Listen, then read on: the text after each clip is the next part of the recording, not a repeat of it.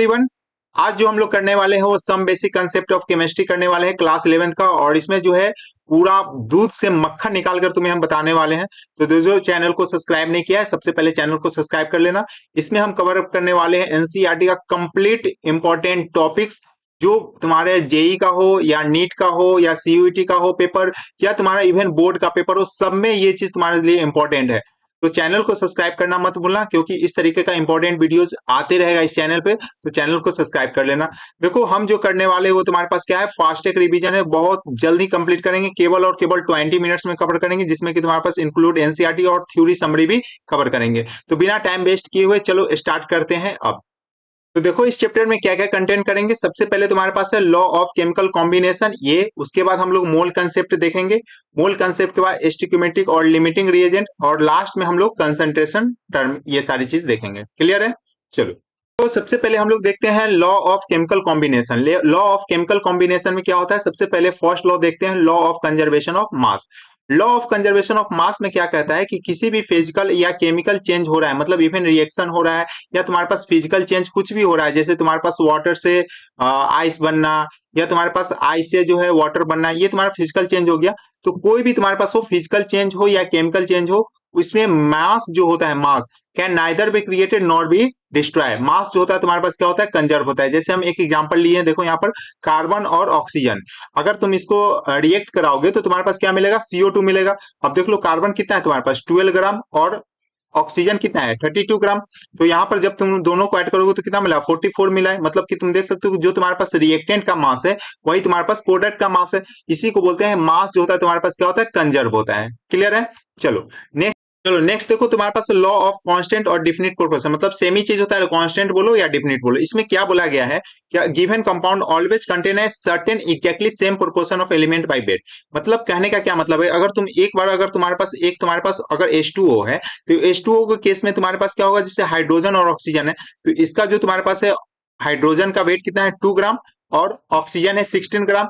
तो ये तुम्हारे पास अगर रेशियो देखो तो 1:8। इसका मतलब बोला गया है कि हाइड्रोजन और ऑक्सीजन, वाटर के केस में जब भी हाइड्रोजन और ऑक्सीजन आपस में कंबाइन होगा तो कौन सा रेशियो में होगा, केवल और केवल 1:8 में ही होगा। ठीक है? नेक्स्ट देखते हैं सेकेंड एग्जांपल, तुम्हारा क्या है, CO2 का। CO2 में देखो, कार्बन का कितना है 12 और ऑक्सीजन कितना है 32। अगर तुम इसका सिंपलेस्ट रेशियो देखोगे तो 3:2 क्या मिलेगा, 8 मिलेगा। ठीक है? इसका मतलब हो गया कि CO2 जब कार्बन और ऑक्सीजन जब भी आपस में कंबाइन करेगा CO2 में, तो तुम्हारे पास क्या होगा, कौन सा होगा, तो हमेशा तुम्हारे पास 3:8 में ही कंबाइन करेगा। ये फिक्स होता है, इसी को बोलते हैं लॉ ऑफ कांस्टेंट प्रोपोर्शन। ठीक है? नेक्स्ट देखो, law of multiple proportion. Law of multiple proportion में क्या बोला गया है कि अगर तुम्हारे पास एक से ज्यादा एलिमेंट है और ये तुम्हारे पास जो कंपाउंड फॉर्म कर रहा है, वो तुम्हारे पास, उसमें तुम्हारे पास क्या होगा कि जो तुम्हारे पास हाइड्रोजन, चाहे कोई भी तुम्हारे पास एग्जांपल लेंगे अभी, तो वहां पे कोई भी एलिमेंट्स होगा, उसका जो रेशियो होता है वो फिक्स होता है। मतलब यहाँ पर बोलने का क्या मतलब है, समझ लो। जैसे देखो, हम हाइड्रोजन और ऑक्सीजन से एक बनाए वाटर, और एक बनाया है H2O2, जो तुम्हारे पास क्या है, पेरोक्साइड है। ठीक है? अगर हाइड्रोजन और ऑक्सीजन का देखें H2O के केस में, तो तुम्हारे पास क्या है, 2:16 का है। ठीक है? वही अगर H2O2 में देखें तो 2:32 का है। मतलब अगर तुम्हारे पास एक एलिमेंट अगर तुम फिक्स करोगे ना, तो सेकेंड एलिमेंट का जो रेशियो हो गया, हमेशा हमेशा तुम्हारे पास क्या मिलेगा, होल नंबर मिलेगा। तो वही चीज बताया गया है कि जो तुम्हारे पास अदर एलिमेंट होगा वो रेशियो क्या होगा, स्मॉल होल नंबर में होगा। ठीक है? मतलब सिंपल अगर हम बात कर ले तो कोई भी तुम्हारे पास एलिमेंट्स है, वो तुम्हारे पास उससे दो कंपाउंड ले लो, एक का मास फिक्स कर लो, दूसरे का रेशियो तुम केवल देखो। ठीक है? वो हमेशा क्या बताएगा, एक होल नंबर को रिप्रेजेंट करेगा। ठीक है? नेक्स्ट देखो, यहाँ पर क्या है तुम्हारे पास, गेल-लुसाक लॉ। गेल-लुसाक लॉ में क्या बोला गया है कि व्हेन गैस कंबाइंड और produce in a chemical reaction, they do in the simple multiple ratio और volume provided all gases as same temperature and pressure. हम सिंपल इसको हम तुम्हें बता दे रहे हैं। जैसे मान लो कि तुम्हारे पास कोई भी रिएक्शन अगर लिख रहे हो, अगर वो गैसियस फॉर्म में है, तो वहां पर तुम्हारे पास अगर सेम टेम्परेचर और प्रेशर पे अगर तुम देखोगे, तो इसका जो वॉल्यूम का जो रेशियो होगा ना, ये फिक्स होता है। जैसे देख लो, यहाँ पर कितना है, यहाँ पर 2, यहाँ पर क्या है 1, और यहाँ पर क्या है 2 है। तो इसका रेशियो जो बनेगा क्या बनेगा, 2:1:2 बनेगा। ठीक है? आई होप तुम्हें ये समझ में आ गया होगा। चलो नेक्स्ट देखो, एवोगैड्रो लॉ। एवोगैड्रो लॉ में क्या बोला गया है कि equal volume of gas at the same temperature and pressure should contain equal number of molecules. मतलब तुम्हारे पास बोला गया है कि अगर तुम्हारे पास इक्वल वॉल्यूम ऑफ गैसेस है, कोई भी अगर तुम्हारे पास गैसेस है, ठीक है, अगर उसका इक्वल वॉल्यूम होगा सेम टेम्परेचर और प्रेशर पे, तो उसका जो नंबर ऑफ मॉलिक्यूल्स होगा वो सेम होगा। जैसे हम तुम्हें एक एग्जांपल बताते हैं, ठीक है। जैसे देखो तुम्हारे पास क्या है, 1 लीटर ऑफ H2 और 1 लीटर ऑफ O2, ये तुम्हारे पास सेम टेम्परेचर और प्रेशर पे है और वॉल्यूम क्या है, सेम है। इसका मतलब हो गया कि इस पार्टिकुलर कोई भी रिएक्शन में इसका जो तुम्हारे पास मॉलिक्यूल्स होगा, मतलब कि H2 का मॉलिक्यूल्स होगा और ऑक्सीजन का जो मॉलिक्यूल्स होगा, ये दोनों आपस में क्या होंगे, इक्वल होंगे। ये कौन बताता है, एवोगैड्रो लॉ बताता है, ठीक है। नेक्स्ट अगर हम बात कर लेते हैं एटॉमिक मास। एटॉमिक मास क्या होता है, तो एटॉमिक मास जो होता है वो एक रिलेटिव मास होता है और ये ऑब्टेन हुआ है एक कंपेयरिंग विथ मास, किसका मास, तो 1/12 of mass of carbon 12 atom. मतलब सिंपल बोले तो C12 जो होता है एक तुम्हारे पास कार्बन का आइसोटोप होता है, उसका 1/12 मास जो होता है वही तुम्हारे पास क्या बताता है, किसी भी एटम का मास बताता है। जैसे हम लोग यहाँ पर लिख सकते हैं, देखो फॉर्मूला तुम्हारे पास क्या मिल गया, atomic mass is equal to mass of atom of element divided by 1/12 mass of carbon 12 atom, ये तुम्हारे पास फॉर्मूला होता है, ठीक है। नेक्स्ट इसमें अगर हम 1 AMU का बात कर लेते हैं, तो 1 AMU जो होता है वो होता है 1.67 इंटू 10⁻⁻24 ग्राम, ठीक है। ये इंपॉर्टेंट है, याद रखना। AMU के ही शॉर्ट फॉर्म में हम लोग U भी लिखते हैं सब जगह, ठीक है। नेक्स्ट देखते हैं एवरेज एटॉमिक मास। एवरेज मतलब जानते हो, बहुत पहले से पढ़े, एवरेज का मतलब होता है बहुत सारे चीज का उसका मीन वैल्यू फाइंड करना। तो ओवरऑल यहाँ पर भी वही चीज है, देखो समझ लो। Average atomic mass of elements क्या बोलता है, sum of mass of its isotope is multiply by is natural abundance. कहने का क्या मतलब है समझना।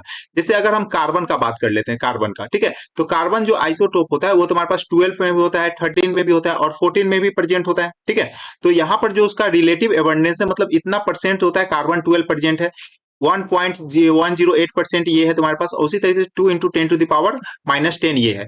अब अगर हम बात कर लेते हैं एटॉमिक मास का, तो कार्बन 12 का जो होता है वो तुम्हारे पास 12 होता है, उसी तरीके से 13 और 14। जब इसका हम लोग क्या करेंगे, ये 12 into this one, 13 into this one, 14 into this one, अगर ये करेंगे तो एवरेज जो तुम्हारे पास मिलेगा वो 12.01 ऐसे मिलेगा, ठीक है। तो यही तुम्हारे पास होता है एवरेज एटॉमिक मास, मतलब कि सिंपल बात कर ले तो डिफरेंट डिफरेंट आइसोटोप में प्रेजेंट होता है, तो उसका जो एटॉमिक मास होगा उसका जो परसेंटेज जो प्रेजेंट है उसको अगर हम कर लेते हैं, ऐड कर लेते हैं, मल्टीप्लाई करके ऐड करेंगे, तो वो तुम्हारे पास क्या बताएगा, एवरेज एटॉमिक मास को रिप्रेजेंट करेगा, ठीक है। नेक्स्ट अगर मूव करते हैं मॉलिकुलर मास। मॉलिकुलर मास क्या होता है, तो मॉलिकुलर मास हमेशा एक किसी भी मॉलिक्यूल्स का होता है, इस चीज को माइंड में रखना, किसी भी मॉलिक्यूल्स का होता है और उसमें तुम्हारे पास जो भी एटम प्रेजेंट होता है ना, एटम का मास को हम लोग सम करते हैं। जैसे एक एग्जांपल देखते हैं H2SO4 का। H2SO4 में तुम्हारे पास क्या है, हाइड्रोजन, सल्फर और ऑक्सीजन। तो यहाँ पर तुम्हारे पास क्या हो जाएगा, हाइड्रोजन के लिए 2 × 1 करेंगे, ठीक है, क्योंकि हाइड्रोजन जो है तुम्हारे पास उसका मास तो 1 होता है, लेकिन नंबर ऑफ एटम कितना है, 2। तो यहां से क्या हो जाएगा, 2 × 1। सल्फर के लिए उसी तरीके से 32 × 1 और ऑक्सीजन के लिए क्या हो जाएगा, 16 × 4। अगर इसको हम सॉल्व करेंगे तो कितना मिलेगा, 98U। तो 98U जो तुम्हारे पास क्या है, एटॉमिक मास यूनिट होता है U, ठीक है। तो ये तुम्हारे पास मिल गया इसका मॉलिकुलर मास, ठीक है। उसी तरीके से हम देख सकते हैं, ये तुम्हारे पास क्या है, ग्लूकोज है। ये तुम्हारे पास क्या है, ग्लूकोज है। तो ग्लूकोज के केस में तुम्हारे पास क्या हो जाएगा, जैसे 6 × 12 किए हैं कार्बन के लिए, हाइड्रोजन के लिए 12 × 1 और ऑक्सीजन के लिए तुम्हारे पास 16 × 6। जब इसको हम सॉल्व करेंगे तो 72 प्लस 12 प्लस 96 करोगे तो कितना मिलेगा, 180U। तो मतलब बोले तो ग्लूकोज का जो मॉलिकुलर मास होता है वो कितना होगा, 180U होगा, ठीक है। नेक्स्ट मूव करते हैं हम लोग फार्मूला मास पे। फार्मूला मास क्या होता है, बेसिकली ये एक आयनिक कंपाउंड के लिए बताया जाता है, ठीक है। जैसे हम एक एग्जांपल लेते हैं NaCl। अब NaCl तुम्हारे पास क्या है, NaCl को अगर तुम ब्रेक करोगे तो क्या मिलेगा, Na प्लस और Cl माइनस, इस तरीके से मिलेगा। तो इसीलिए इसका जो होता है बनता है फॉर्मूला मास, ठीक है। और कुछ नहीं होता है, इसमें जो एटम प्रेजेंट होता है उसका मास को तुम ऐड कर लोगे। जैसे सोडियम का कितना होगा, 23, Cl का कितना होता है, 35.5। जब तुम इस दोनों को ऐड करोगे तो 58.5, यही तुम्हारे पास क्या मिलेगा, फॉर्मूला मास मिलेगा, ठीक है। चलो अब जो है अगर हम बात कर लेते हैं फिजिकल केमिस्ट्री का बैकबोन, वो हम लोग बोले, उसको बोलते हैं हम लोग मोल कंसेप्ट। अगर तुम्हें मोल कंसेप्ट में अगर प्रॉब्लम हो रहा है ना भाई, फिर तुम्हारे पास फिजिकल केमिस्ट्री में हर चैप्टर में प्रॉब्लम होगा। तो मोल कंसेप्ट बहुत ज्यादा इंपॉर्टेंट है अगर हम बात करें तो फिजिकल केमिस्ट्री के लिए। तो चलो मोल कंसेप्ट को स्टार्ट करते हैं। अगर कुछ भी डाउट होगा तो मुझे कमेंट सेक्शन में पूछ लेना। ऐसे तुम वीडियो को देखोगे तो डाउट तो नहीं होगा, इतना तो हम गारंटेड के साथ बोलते हैं, ठीक है। चलो स्टार्ट करते हैं मोल कंसेप्ट। मोल कंसेप्ट क्या बताता है? जैसे मोल कंसेप्ट बोला गया है amount of substance that as many particle there are atom in the 12 gram of atom. Simple हम बताते हैं, जैसे समझ लो पैकेट, ठीक है, पैकेट। तो पैकेट जैसे हम लोग जानते हैं ना कि 1 डोजन, 1 डोजन का मतलब क्या होता है, हमेशा जानते हो 12 के इक्वल होता है, ठीक है। उसी तरीके से मोल को याद रखो। मतलब मोल क्या, मतलब क्या होता है कि अगर हम नंबर ऑफ पार्टिकल के फॉर्म में बोले, ठीक है, तो इसमें होता है एनए पार्टिकल। एनए का मतलब क्या होता है? एनए को बोलते हैं एवोगैड्रो नंबर, और इसका वैल्यू होता है 6.022 into 10 to the power 23 particle होता है। इस चीज को एकदम माइंड में फिट कर लो। 1 मोल, याद रखना, 1 मोल मतलब एवोगैड्रो नंबर, 1 मोल मतलब एवोगैड्रो नंबर। एवोगैड्रो नंबर कितना होता है? तो 6.022 into 10 to the power 23 particles present होता है, ठीक है। चलो, अब यहां पर हम एक फॉर्मूला देख लेते हैं। ये तुम्हारे पास नंबर 1 फॉर्मूला है। कैसे याद रखोगे? मोल इज इक्वल टू क्या होगा? Number of particles divided by Avogadro number. सबसे फर्स्ट फॉर्मूला तुम्हारे पास यही है, ठीक है। अब जैसे एग्जांपल देख लो, तुमसे क्वेश्चन पूछेगा 1 मोल ऑफ एनए का मतलब क्या होगा, तो हम क्या बताएं? 1 मोल मतलब एवोगैड्रो नंबर, 1 मोल मतलब एवोगैड्रो नंबर। एवोगैड्रो नंबर मतलब देख लो, यहाँ से 1 मोल ऑफ एनए बात करोगे तो एवोगैड्रो नंबर के इक्वल होगा 6.022 इंटू 10 टू द पावर 23। अच्छा, ये क्या है? एलिमेंट है, तो इसमें क्या मिलेगा? एटम मिलेगा, ठीक है। उसी तरीके से H2O क्या है? मॉलिक्यूल्स है। तो यहाँ पर बात कर ले 1 मोल ऑफ H2O, तो इसमें भी क्या मिलेगा? 6.022 into 10 to the power 23 molecules मिलेगा। इस चीज को माइंड में फिट कर लेना। कंपाउंड रहेगा तो मॉलिक्यूल्स, एलिमेंट रहेगा तो एटम, ठीक है। उसी तरीके से थर्ड बात कर लेते हैं, 1 मोल ऑफ Na प्लस, ये तुम्हारे पास क्या है? आयन। तो यहां पर तुम्हारे पास कितना मिलेगा? एवोगैड्रो नंबर के इक्वल मिलेगा।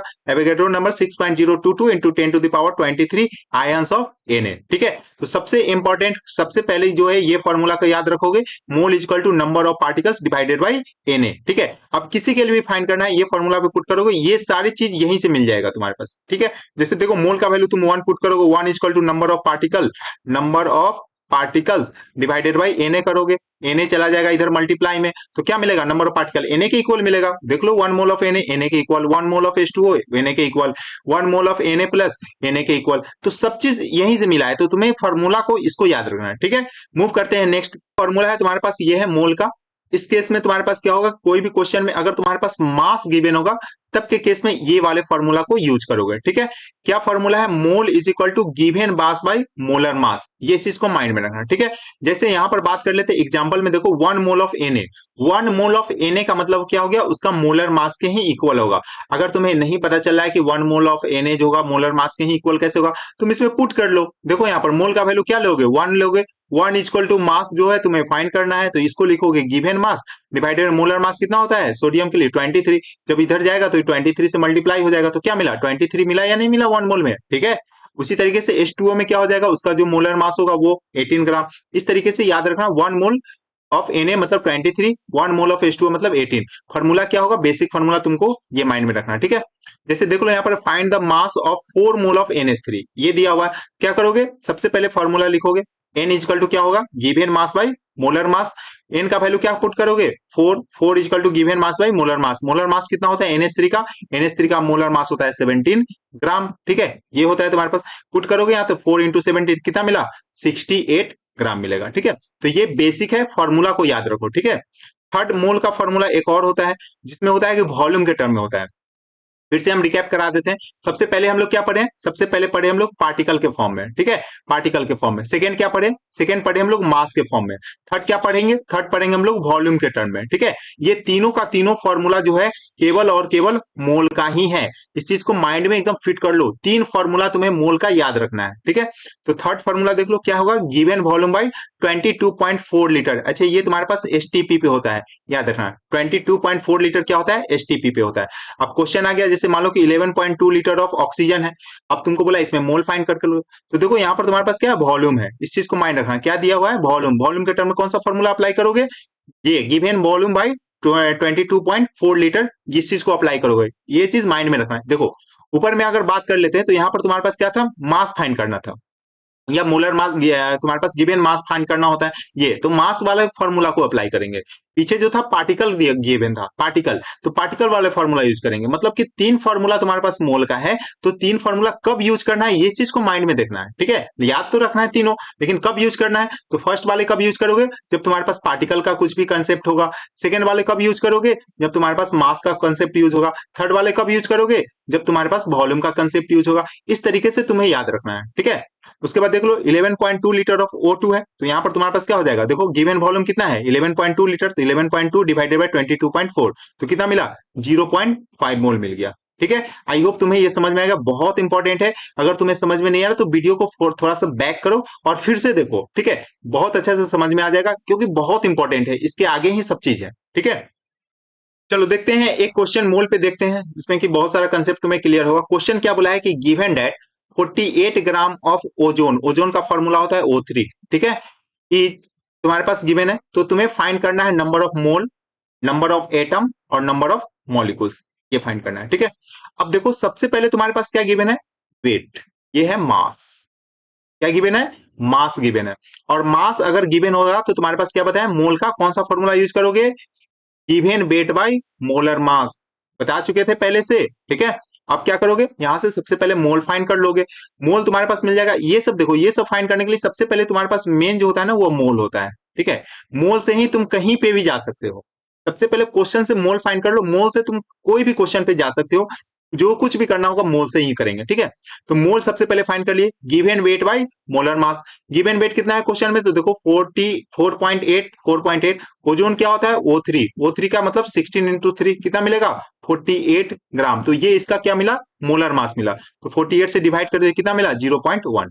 तो सबसे पहले हम लोग क्या कर लिए, मोल फाइंड कर लिए, ठीक है। नेक्स्ट तुम्हारे पास क्या है, एटम बताना है, एटम मतलब पार्टिकल का बताना है, ठीक है, पार्टिकल बताना है।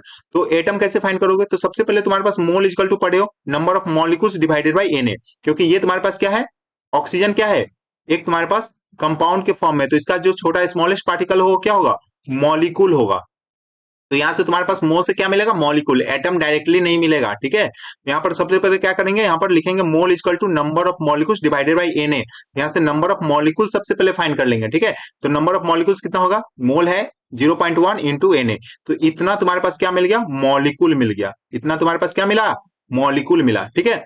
अब समझो यहाँ पर O3 अगर है तो इसमें नंबर ऑफ एटम कितना है, तो बोलोगे सर ये 3 ऑक्सीजन है, यहाँ पर कितना ऑक्सीजन है, 3 ऑक्सीजन है, मतलब 3 एटम इसमें प्रेजेंट है। तो एक मॉलिक्यूल में कितना एटम प्रेजेंट है, 3 एटम प्रेजेंट है, ठीक है। तो इसका मतलब नंबर ऑफ एटम क्या हो जाएगा, इतना मॉलिक्यूल्स है तुम्हारे पास, तो इतना मॉलिक्यूल्स में कितना एटम हो जाएगा, तो 3 इंटू दिस वन, ठीक है। समझ में आ रहा है, देख रहे हो ये मक्खन है कि नहीं है, प्योर मक्खन है। नेक्स्ट देखते हैं हम लोग परसेंटेज कंपोजिशन। परसेंटेज कंपोजिशन में क्या बताया गया है कि percentage composition of A compound relative mass of each of the constituent present in 100 parts. जैसे तुम कोई भी कंपाउंड ले रहे हो, ठीक है, वो अपने आप में कितना होगा, 100 होगा, 100% होता है अपने आप में।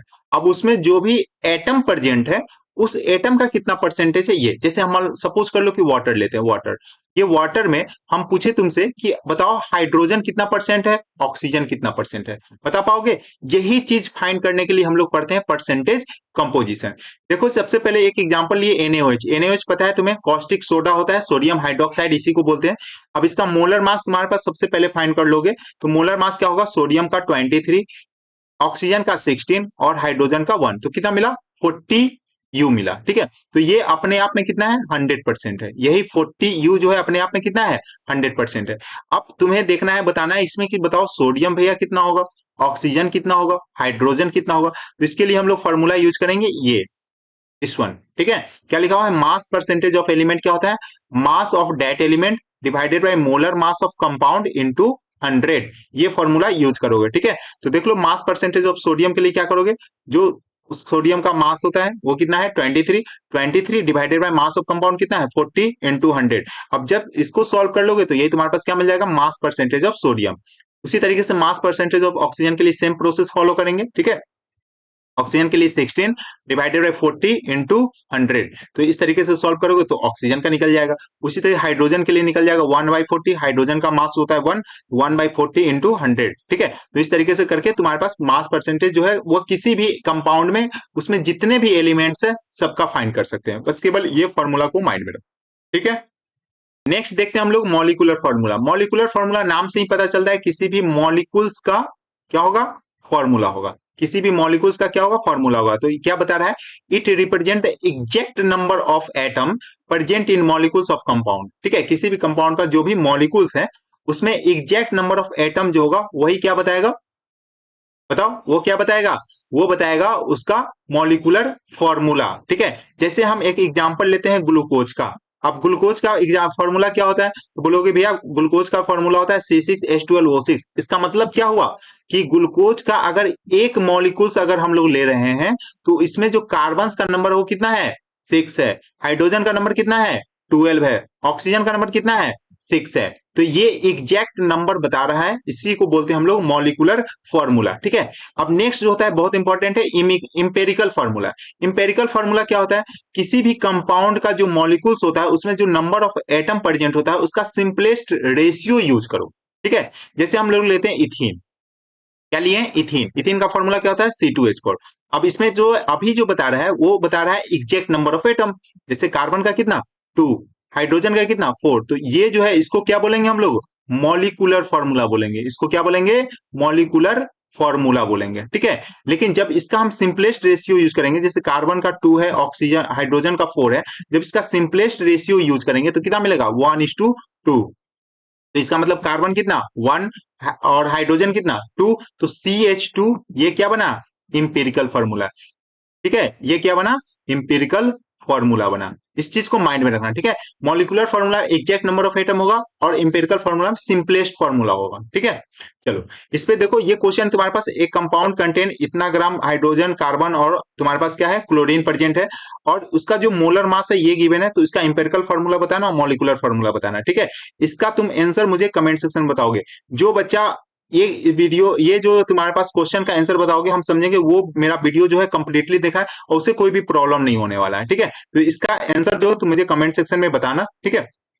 बाकी बात तुम्हारे पास जो भी तुम्हारे पास इंपॉर्टेंट क्वेश्चन होगा PYQs, वो हम नेक्स्ट सीरीज में हम कराएंगे, तो जाकर चैनल पे जाना और प्लेलिस्ट सर्च करना, वहां पर तुम्हें मिल जाएगा, ठीक है। ऐसे हम लिंक जो है डिस्क्रिप्शन में दे देंगे, ठीक है। देखते हैं हम लोग स्टिक्योमेट्रिक कैलकुलेशन। स्टिक्योमेट्रिक कैलकुलेशन बहुत ज्यादा इंपॉर्टेंट है और यहाँ से तुम बात करोगे तो जैसे हम बात कर लेते हैं CUET में या JEE में या नीट में, हर जगह यहाँ से क्वेश्चन बनता है, ठीक है। इवन बोर्ड में भी यहाँ से क्वेश्चन पूछा जाता है। इस चीज को एकदम माइंड में फिट कर लेना बहुत इंपॉर्टेंट है। क्या है देख लो, समझ लो। अगर हम बात कर लेते हैं स्टिक्योमेट्रिक कोफिशिएंट, तो ये क्या बताता है, ये एक calculation of mass of reactant and product, एक रिलेशन डेवलप करता है, ठीक है। सिंपल अगर बात कर ले तो रिएक्टेंट और प्रोडक्ट में एक रिलेशन डेवलप करता है। जैसे तुम्हारे पास रिएक्टेंट गिवन होगा, कुछ भी तुम्हारे पास गिवन होगा, तुमसे प्रोडक्ट में पूछ सकता है कितना बनेगा, कितना फॉर्म होगा, कितना कंज्यूम होगा, कितना तुम्हारे पास डिकम्पोज करेगा। इस तरीके से बहुत सारा क्वेश्चन बनता है, ठीक है। तो ये सब जो है हम लोग स्टिक्योमेट्रिक कोफिशिएंट से ही हेल्प से सॉल्व करेंगे, जिसको हम लोग बोलते हैं स्टिक्योमेट्रिक कैलकुलेशन। जैसे हम एक एग्जांपल लेते हैं यहाँ पर, ठीक है। जैसे देखो यहाँ पर तुम्हारे पास क्या है, N2 + 3H2 2NH3। सबसे पहले तो इंपॉर्टेंट ये है कि रिएक्शन अगर तुम्हारे पास बैलेंस नहीं है तो सबसे पहले तो बैलेंस रिएक्शन लिखो, ठीक है। उसके बाद बैलेंस लिखने के बाद ही तुम कोई भी कैलकुलेशन कर सकते हो। अब देखो, अगर जैसे मान लो कि ये हमने बैलेंस रिएक्शन लिख लिया है, तो अब यहां से हम कैलकुलेट करेंगे। जैसे क्या बता रहा है, जैसे देख लो यहाँ पर, समझ लो यहाँ पर कुछ भी नहीं तो 1, इसका मतलब है कि 1 मोल ऑफ मॉलिक्यूल्स अगर हम नाइट्रोजन का लेंगे और 3 मॉलिक्यूल ऑफ हाइड्रोजन का लेंगे, तब तुम्हारे पास 2 मॉलिक्यूल्स क्या मिलेगा, अमोनिया मिलेगा। तो इसका मतलब यह है कि ये जो रेशियो है 1:3:2 में है। उसी तरीके से ये जो कॉफिशिएंट है ये बहुत सारा चीज बताता है। जैसे हम मोल के टर्म में बोल सकते हैं कि 1 mole of N2, 3 mole of H2, ये 2 मोल ऑफ NH3 का फॉर्मेशन करेगा, ठीक है। ग्राम में बोल सकते हैं 1 मोल मतलब 28 ग्राम, तो 28 gram of nitrogen, 6 gram of तुम्हारे पास क्या है हाइड्रोजन, तो 34 ग्राम ऑफ ना अमोनिया का फॉर्मेशन करेगा। उसी तरह लीटर में बोल सकते हैं ये तुम्हारे पास क्या होगा 22.4, मतलब 1 मोल है ना, तो 1 मोल का मतलब होता है 22.4। उसी तरीके से 3 मोल का मतलब 67.2 और 2 मोल का मतलब 44.8, तो लीटर के टर्म में भी बता सकते हैं। तो ये बहुत इंपॉर्टेंट रिलेशन होता है। अब जैसे तुमसे पूछा जाएगा नाइट्रोजन का गिवन होगा तुमसे अमोनिया का पूछ सकता है, हाइड्रोजन का गिवन होगा तुमसे अमोनिया का पूछ सकता है, तो कुछ भी यहाँ से रिलेशन तुमसे पूछ सकता है, ठीक है। तो बहुत इंपॉर्टेंट है क्वेश्चन जो होगा, हम नेक्स्ट सीरीज में करा देंगे। ऐसे जो बेसिकली थ्योरी है उसको समझ लो, ठीक है, उसमें कुछ डाउट है तो हमसे पूछ लेना, ठीक है। देखते हैं हम लोग लिमिटिंग रिएजेंट। लिमिटिंग रिएजेंट कहने का क्या मतलब है, बेसिकली ये देखो समझ लो, पहले हम पढ़ दे रहे हैं। Limiting reagent is the substance that is totally consume when the chemical reaction is completed, ठीक है। नेक्स्ट है important points, the amount of product form by limited by the limiting reagent so the reaction can not continue without it. देख लो, सबसे पहले हम लोग समझते हैं लिमिटिंग रिएजेंट क्या होता है। लिमिटिंग रिएजेंट समझते हैं, देखो यहाँ पर सबसे पहले मान लो कि तुम्हारे पास एक पेन है, ठीक है, एक फैक्ट्री है, समझ लो एक पेन का फैक्ट्री है। पेन का फैक्ट्री में तुम्हारे पास क्या होगा, एक होगा तुम्हारे पास लीड, पेन बनाने के लिए क्या क्या चाहिए, लीड चाहिए, एक तुम्हारे पास क्या चाहिए, कवर चाहिए, और एक तुम्हारा उसका बॉडी चाहिए, ठीक है। तीन चीज चाहिए तुम्हारे पास। अब इसको तुम कैसे बताओगे, तुम्हारे पास जब भी तुम्हारे पास लीड है, चलो हम लिख कर बताते हैं, समझो। जैसे तुम्हारे पास है लीड, एक है तुम्हारे पास उसका बॉडी, और एक है तुम्हारे पास कवर, ठीक है। अब तुम्हें पेन को कंप्लीट करने के लिए ये तीनों चीज का जरूरत है, ठीक है। अगर सपोज कर लो कि तुम जो है लीड बनाया 20, बॉडी जो है तुम बनाया 40, और कवर बनाया जो है तुम्हारे पास 80, ठीक है। तो तुमसे पूछा जाए बताओ फैक्ट्री में कितना पेन रेडी हुआ, ठीक है। तो बोलोगे कि कवर तो 80 बन गया है, बॉडी जो है उसका 40 बना है, और लीड कितना बना है 20। अब तुम सोच लो कि तुम्हारे पास इस तीनों को अगर कंबाइन करोगे तो कितना पेन बनेगा। तो पेन जब भी बनेगा, जब तुम्हारे पास क्या होगा, लीड बॉडी और उसका कवर तीनों कंप्लीट रहेगा तभी तो बनेगा। तो अब अगर तुम देखोगे तो बॉडी तो तुम्हारे पास 40 है, और कवर कितना है 80 है, लीड कितना है 20। मतलब अगर तुम्हारे बॉडी और कवर को अगर तुम रख लोगे तो क्या पेन बन जाएगा, नहीं बनेगा, उसमें लीड भी चाहिए। तो लीड केवल और केवल कितना है 20, लीड केवल और केवल कितना है 20। तो इसका मतलब क्या होगा कि पेन जो बनेगा केवल और केवल इसी के बेसिस पे बता सकते हो, ठीक है। तो इसी को बोलते हैं लिमिटिंग रिएजेंट, ठीक है, मतलब जो कंज्यूम हो गया अब उसी से प्रोडक्ट मिलेगा ना। आप सोच लो कि अगर हम ये 20 खत्म हो गया तो 40 और 80 में तुम्हारे पास कितना रह गया, 20 इसमें रह गया और 60 इसमें रह गया। तो बताओ बॉडी और कवर लेकर पेन बन जाएगा, कभी नहीं बनेगा, ठीक है। तो इस तरीके से इसको बोलते हैं लिमिटिंग रिएजेंट। तो उसी तरीके से यहां पर तुम्हारे पास है, समझ लो यहां पर क्या बताया गया कि N2 और 3H2 है, और NH3 का फॉर्मेशन कराना है, ठीक है। अब ये तुम्हारे पास 3 मोल है और ये तुम्हारे पास 5 मोल है। अब तुमसे पूछा कि NH3 कितना बनेगा, तो सबसे पहले इस तरीके का क्वेश्चन में लिमिटिंग रिएजेंट फाइंड करो। अब लिमिटिंग रिएजेंट फाइंड करने का बहुत बेसिक कंसेप्ट है, कुछ भी नहीं करना है, ये रिएक्शन को पहले तो बैलेंस करके लिख लेना, ठीक है। उसके बाद इसका जो तुम्हारे पास गिवन मोल होगा ना, गिवन मोल को कॉफिशिएंट से डिवाइड कर दो, ठीक है। जैसे यहां पर तुम्हारे पास क्या है 3 है, तो 3/1 तो क्या मिला 3 मिला, ठीक है। उसी तरीके से इसका तुम्हारे पास क्या है 5 मोल गिवन था 5, और इसका कॉफिशिएंट कितना है 3 है, तो क्या बना 1.6। अब बताओ 3 और 1.6 में कौन छोटा है, तो वो 1.66 छोटा है, ठीक है। तो ये बना तुम्हारे पास लिमिटिंग रिएजेंट। तो जो तुम्हारे पास प्रोडक्ट मिलेगा ना वो किसके अकॉर्डिंग मिलेगा, ये लिमिटिंग रिएजेंट के अकॉर्डिंग मिलेगा, ठीक है। तो यहाँ इसका मतलब क्या है कि 3 मोल अगर हम बात कर लेते हैं H2 का, तो वो क्या बना रहा है 2 मोल ऑफ NH3 बना रहा है। तो तुम्हारे पास कितना मोल गिवन है 5 मोल है, तो 5 मोल ऑफ H2 कितना बनेगा 2/3 इंटू 5 मतलब जी 3.33। तो इतना मोल बनेगा, चाहे वो तुम्हारे पास 3 मोल N2 क्यों ना हो, ये एक्सेस हुआ तो इसके कारण तो नहीं बनेगा, जो पहले खत्म हो गया है उसी के अकॉर्डिंग प्रोडक्ट मिलेगा, क्योंकि तुम्हारे पास अमोनिया बनाने के लिए दोनों का जरूरत होता है, ना कि सिर्फ और सिर्फ नाइट्रोजन का। तो इसको बोलते हैं लिमिटिंग रिएजेंट। आई होप तुम्हें ये समझ में आ गया होगा, ठीक है। हम लोग आ गए हैं वीडियो का सबसे लास्ट पार्ट में, वो है तुम्हारे पास कंसंट्रेशन टर्म। हमने क्या क्या पढ़ लिया, परसेंटेज कंपोजिशन पढ़ लिया, ठीक है। उसके बाद हम लोग मोल से रिलेटेड जो भी था इंपॉर्टेंट पॉइंट, ये सारी चीज जो है हम लोग पढ़ लिए। उसके बाद तुम्हारे पास जो भी लॉस था केमिकल कॉम्बिनेशन का वो कंप्लीट कर लिए। लास्ट टर्म हम लोग कंसंट्रेशन टर्म देखेंगे और ये चैप्टर हो जाएगा तुम्हारा खल्लास, ठीक है। तो चलो सबसे पहले देखते हैं नंबर 1 में तुम्हारे पास क्या है परसेंटेज W/W। W/W का मतलब समझ लो, जो ऊपर लिखा होता है ना वो केवल और केवल सॉल्यूट के लिए होता है, चाहे सॉल्वेंट का लिए भी हो सकता है, लेकिन मेनली हम लोग सॉल्यूट का बात करते हैं क्योंकि हम लोग कंसंट्रेशन टर्म का बात करते हैं, ठीक है। और नीचे जो होता है W/W में जो नीचे होता है वो सोल्यूशन का होता है, इस चीज को माइंड में एकदम फिट कर लो, ठीक है। अब W का मतलब समझ लेना वेट, W का मतलब क्या समझ लेना वेट। और V जो है कहीं पे भी आएगा, अभी आएगा तो उसको बोलेंगे वॉल्यूम, ठीक है, क्या बोलेंगे वॉल्यूम बोलेंगे, ठीक है। तो यहां से देख सकते हो W/W का मतलब क्या हो गया mass of solute divided by mass of solution into 100। अभी बताए हैं ऊपर किसको लेना है सॉल्यूट को लेना है, नीचे किसको लेना है सोल्यूशन को लेना है। W का मतलब वेट, देखो mass of solute divided by weight of solution या मास ऑफ सोल्यूशन, और परसेंटेज है तो 100 से मल्टीप्लाई कर देना। ठीक है। चलो उसके बाद देख लेते हैं सेकेंड तुम्हारे पास है डब्ल्यू बाई भी। डब्ल्यू बाई भी में क्या हो जाएगा, डब्ल्यू मतलब वेट, ऊपर मतलब सॉल्यूट, तो क्या हो जाएगा मास ऑफ सॉल्यूट। नीचे क्या है भी मतलब वॉल्यूम, किसका वॉल्यूम, सोल्यूशन का, तो ये हो जाएगा तुम्हारे पास इंटू 100 कर लोगे, ये मिल जाएगा डब्ल्यू बाई भी। ठीक है। चलो थर्ड देखते हैं क्या है, परसेंटेज भी बाई भी। भी बाई भी का मतलब ऊपर भी वॉल्यूम नीचे भी वॉल्यूम, ऊपर भी वॉल्यूम नीचे भी वॉल्यूम। ऊपर किसका लेना है, सॉल्यूट का, ऊपर किसका लेना है सॉल्यूट का, नीचे किसका लेना है सोल्यूशन का, बस हो गया। लिख दो यहां पर volume of solute divided by volume of solution into 100, क्योंकि तुम्हें परसेंटेज में कन्वर्ट करना है तो 100 से मल्टीप्लाई करना पड़ेगा। ठीक है। नेक्स्ट बहुत इंपॉर्टेंट है, आगे बहुत बार आएगा, ये छोटा भाई साहब है, देखने में छोटा है लेकिन बहुत बार आएगा। Mole fraction. मोल फ्रैक्शन क्या होगा, यहाँ पर तुम्हारे पास N A divided by N A plus N B, मतलब एक से का बात कर लेते हैं, एक से, तो ये होता है मोल फ्रैक्शन, मतलब मोल का फ्रैक्शन क्या हो जाएगा, N A divided by N A plus N B, मतलब टोटल मोल का। अगर हम बात कर लेते हैं बी का तो उसी तरीके से लिख लो, N B divided by N A plus N B. ठीक है। उसके बाद मोलैरिटी।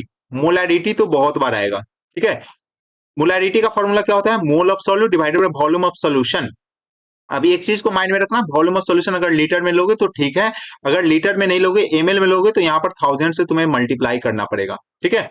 ये तुम्हारे पास मोलारिटी है, बहुत इंपॉर्टेंट है फॉर्मूला, ये जो है तुम्हारे पास मेनली हम कंसंट्रेशन के लिए इसी का यूज करते हैं। ठीक है। एक चीज इसमें हम इंपॉर्टेंट है बता देते हैं, ये मोलारिटी जो होता है ये होता है temperature dependent, temperature dependent quantity होता है, बहुत बार एमसीक्यू में पूछा जाता है। ठीक है। तो ये मोलारिटी क्या होता है, मोलारिटी क्या होता है, टेम्परेचर डिपेंडेंट क्वांटिटी होता है। ठीक है। उसी तरीके से नेक्स्ट हम लोग बात करते हैं मोलालिटी। अब तुम देखोगे तो इस दोनों में बहुत सिमिलर रिलेशन है, केवल और केवल अगर देखेंगे तो यहाँ पर वॉल्यूम यूज किए, यहाँ पर वेट यूज किए, और यहाँ सोल्यूशन है, यहाँ पर सॉल्वेंट है, बस। ठीक है। मतलब अगर मोलालिटी बात करते हैं तो उसमें क्या होगा, number of mole of solute divided by weight of solvent, और वेट ऑफ सॉल्वेंट अगेन किस में लेना है, केजी में लेना है। अगर तुम ग्राम में यूज करोगे तो अगेन तुम्हें क्या करना पड़ेगा, 1000 से मल्टीप्लाई करना पड़ेगा। ठीक है। नेक्स्ट है डाइल्यूशन। डाइल्यूशन के केस में जो होता है ये फॉर्मूला यूज करो, बहुत इजी है, बहुत बार पूछा जाता है, M1V1 equal to M2V2। M क्या है यहाँ पर, मोलैरिटी, एम क्या है मोलैरिटी, और भी क्या है वॉल्यूम। ठीक है। तो ये तुम्हारे पास कंसंट्रेशन टर्म का जितना भी इंपॉर्टेंट फॉर्मूला था वो हम बता दिए। क्वेश्चन के लिए नेक्स्ट इंपॉर्टेंट वीडियो में आना और वहां से जो है क्वेश्चन कर लेना, कि डेफिनेटली तुम्हारे पास जो होगा, चाहे वो तुम्हारा नीट का हो जेई का हो, सबके लिए हेल्प होने वाला है। अभी जो है हम जेई का सीरीज ला रहे हैं, नेक्स्ट जो है आगे तुम्हारे पास नीट का भी इंपॉर्टेंट वीडियोज आएगा। ठीक है। तो ये तुम्हारे पास ओवरऑल था, जेई नीट सीयूईटी सबके लिए था, जितना भी एनसीईआरटी कवर, आई होप तुम्हें समझ में आ गया हो। अब तुम मुझे कमेंट सेक्शन में बताना कैसा लगा। ठीक है। आई होप तुम्हें बहुत अच्छा लगा होगा डेफिनेटली। अगर अच्छा लगा है तो चैनल को सब्सक्राइब कर लेना, और सब्सक्राइब करके बेल नोटिफिकेशन को भी ऑन कर लेना अगर इस तरीके का इंपॉर्टेंट वीडियो चाहिए, मक्खन वाला सीरीज चाहिए तो। ठीक है। ये तुम्हारे पास ओवरऑल जो भी है मक्खन देंगे हम। ठीक है। तो मिलते हैं नेक्स्ट इंपॉर्टेंट वीडियो के साथ। बाय।